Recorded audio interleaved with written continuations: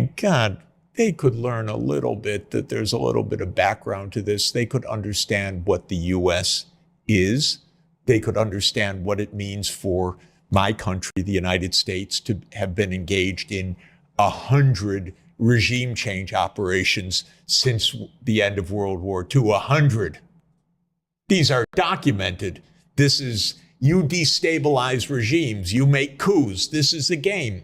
They might even read the New York Times, which once in a while tells the truth, like the story about the CIA operations all across Ukraine aimed at destabilizing Russia. Is this how we behave as grown-ups in this world? Come on, this is so dangerous. So we shouldn't follow what the US was doing as Europeans? This is basically what you are saying? Of course, Europe should have a foreign policy, but a grown-up foreign policy. A grown-up foreign policy means you actually sit down and discuss your concerns with the other side. You don't just make hate speech or say, you're evil. You are Hitler. That's not negotiating. The idea that, oh, negotiation is appeasement is Hitler, this is the only thing, so never talk to the other side. This is a little primitive in this world.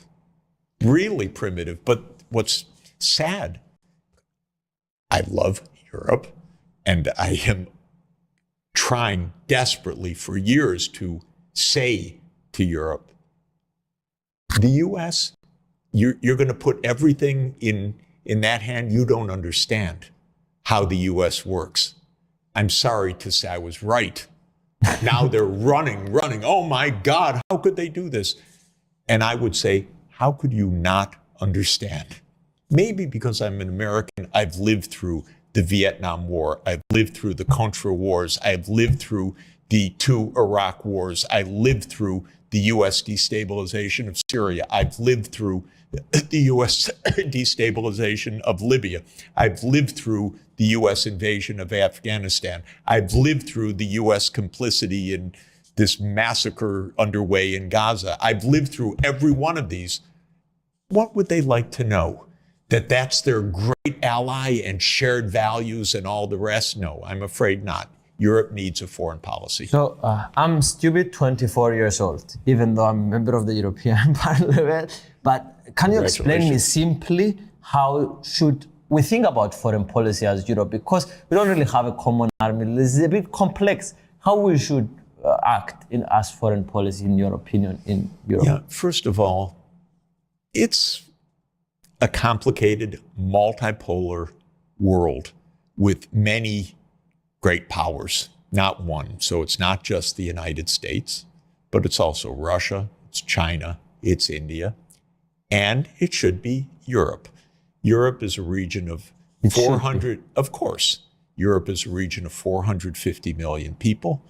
It's got an economy that is around $20 trillion.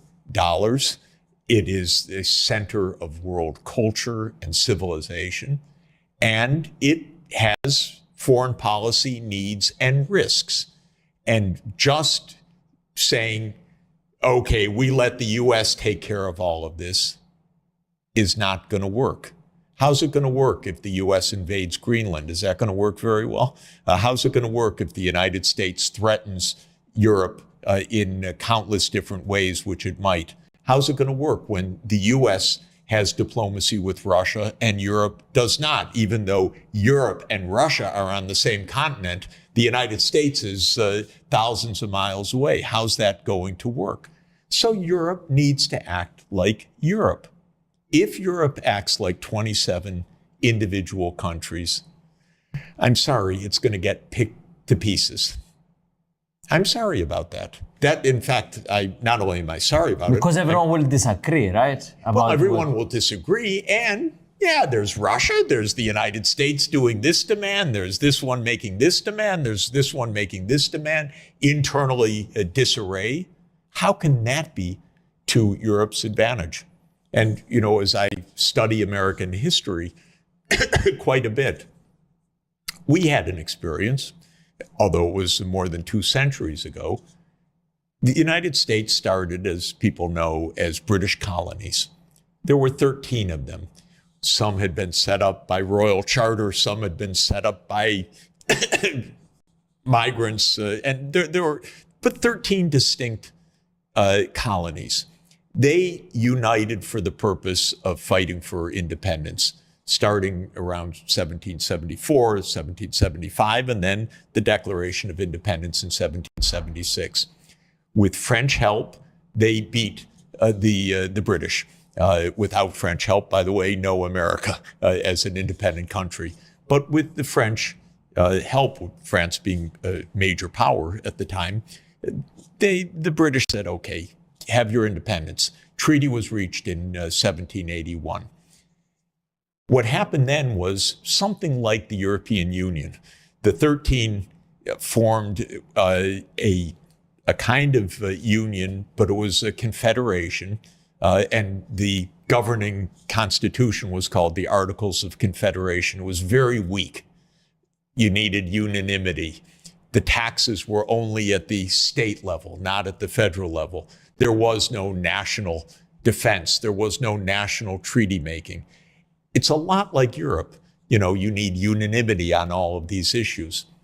By 1787, 6 years later, kind of miraculously, one leading politician said, we're going to go down the drain. The British are going to take us to pieces. The Spanish are going to take us to pieces. The Spanish were trying to block the American access to the Mississippi River and the port at New Orleans, for example. So they realized, and this one political entrepreneur, James Madison, realized, we better have a real union, not just a kind of we get together and we have a weak union where there's no real foreign policy, and maybe, I don't think they called it a high representative vice president in the United States, but we didn't have someone who could represent the United States. We didn't have the treaty-making power effectively. So they made a new constitution, and they made a federal government that created a real government. Frankly, Europe needs to be more united right now. How's it going to? Federation. Yes, how's it going to deal with Russia? How's it going to deal with China? How's it going to deal with the United States, if I could put it quite bluntly? Okay. And it needs actually a foreign policy. But then it needs to be a sensible foreign policy. If you live on the continent next to Russia, you don't stand up and scream every day, you're evil, you're evil, you're evil. You actually sit down, discuss, and negotiate. You don't let the United States blow up the pipeline that provides the energy for Europe and then sit there like a dumb idiot. We don't know who did it. Well, I can give you 50 quotations by American officials saying we'll never let that happen. I can quote on video, show you the President of the United States saying on February 7th, 2022, if Russia invades, Nord Stream will be finished. And then the reporter says, but Mr. President, how can you do that? And he says, believe me, we have our ways.